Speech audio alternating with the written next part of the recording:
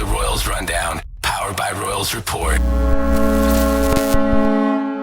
Welcome, everyone, to another episode of the Royals Rundown, powered by Royals Report on the Nordcast Network. I am your host, Evan Dickinson, otherwise known as Nordic 97 or Royals Report, covering all things Reading Royals, Phantoms, and minor league hockey in Pennsylvania. First off, I want to apologize. My voice is a little bit not there. And, you can kind of tell by that.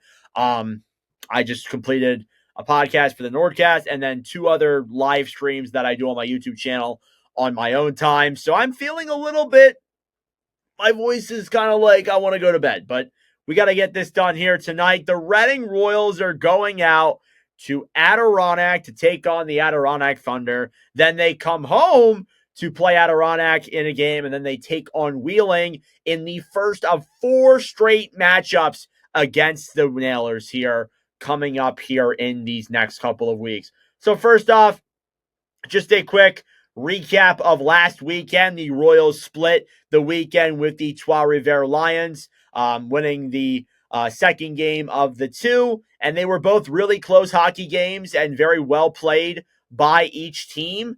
And I think that heading into this weekend, we could see some of the same. So they're taking on the Thunder and the Nailers. Now, we'll start with the Thunder first. The Thunder have a record of 4-2-1 this season for 10 points. They just finished up a face-off against the Norfolk Admirals where they actually lost the series, only winning 1 of the 3 last weekend. And now they head in here this weekend to take on the Royals. With the Thunder, their leading guys that you want to definitely watch out for here involve the likes of, as I'm trying to pull up the stats here real quick, you're seeing guys like Dylan Wendt, who has 11 points in 8 games played. He's been very good offensively for the Thunder. You have Brandon McManus as well, 8 points in 8 games played too. TJ Friedman is also there as well. Cam Squires, who I believe was with Penn State University. You're looking at him there as well. Tyson Fawcett's there too. There's a lot of guys on this roster that you want to look out for here for sure, including Ryan Wheeler, Jimmy Dowd, Jeremy Hansel. This team's got a good roster there in terms of those guys. You look at the goalies that you can face off here against. You have Tyler Brennan, 5 games played, 2-2-1 with a .904 save percentage, a 2.18 goals against, and Jeremy Brodeur, who has also played 3 games, a 2.23 and a .931.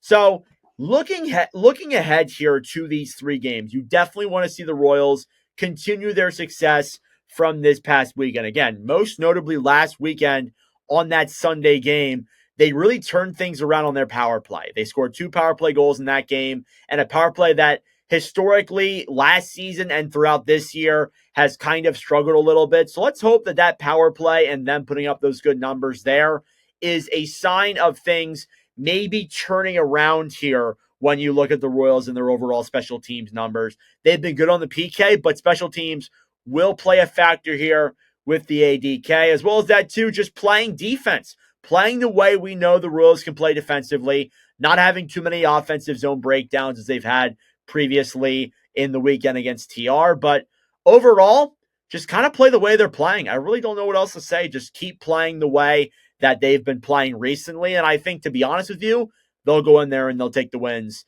both on the road and at home.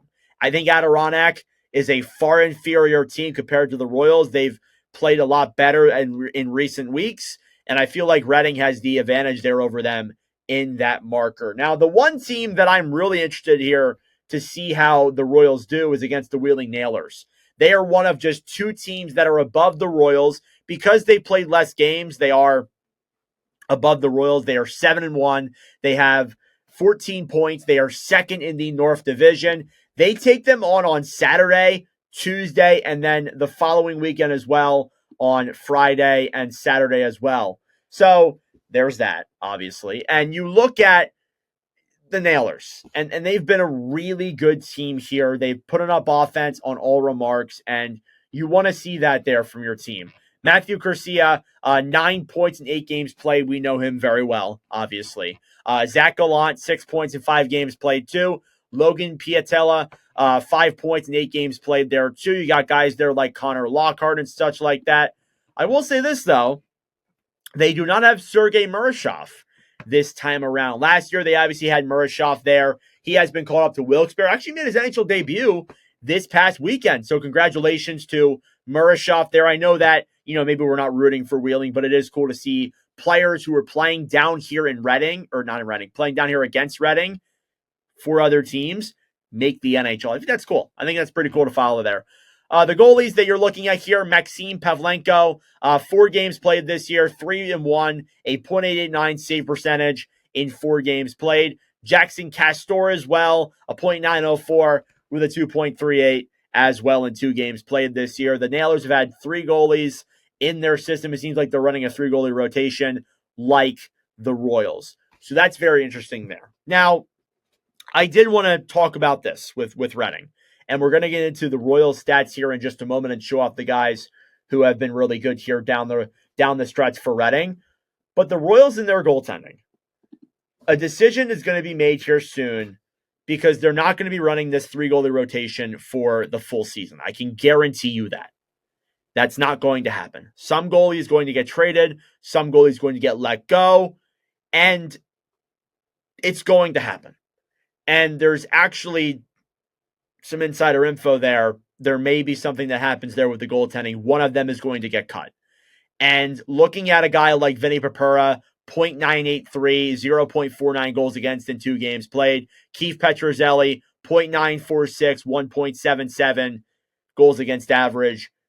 Those 2 guys, I think, are playing really well. Peretz has struggled in the ECHL, but he is one of the 2 that is under an AHL contract.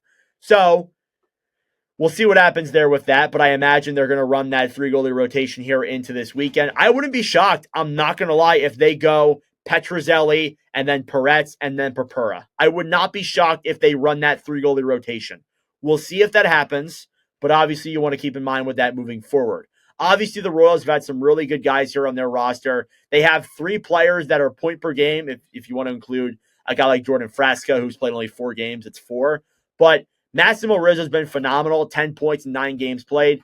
I even said on the broadcast with Eric Jessberger and Matt Marchese, I said that I'm still shocked that he's even down here in the minors with Reading. This guy won a national championship with Denver and didn't look that great last year with the Phantoms, but this year's been lights out for us. He should not be down here, but he is. Regardless, though, you look at other guys here too. Carson Golder had 2 goals on the weekend against Trois-Rivières. Brandon Sagan picked up a goal as well.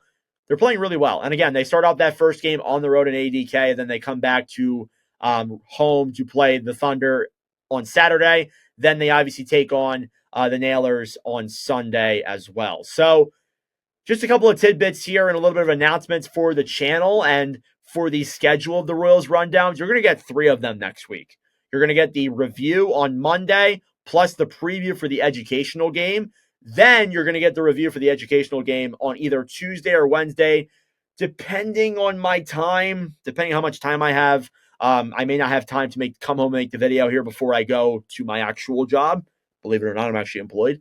And do that. So it may come out on Wednesday. And then on Friday, you'll have your preview for that weekend there as well, where the Royals take on Nailers on Friday and Saturday. But there you go. It's a shorter Royals rundown here. It's your preview for this 3-game weekend. I'm looking forward to it. I unfortunately will not be there on Saturday. I am actually in Penn State for an anniversary gift with my girlfriend. We're going to see Penn State take on Michigan. So that's an anniversary gift there. I will not be there on Saturday. I will be there on Sunday, though. So we'll see what happens there, obviously. But let me know your thoughts in the comment section down below. Thank you all for watching. I really do appreciate it. Subscribe down below if you're new to the Nordcast Network. And I will see you guys in the next episode. Let's go Royals.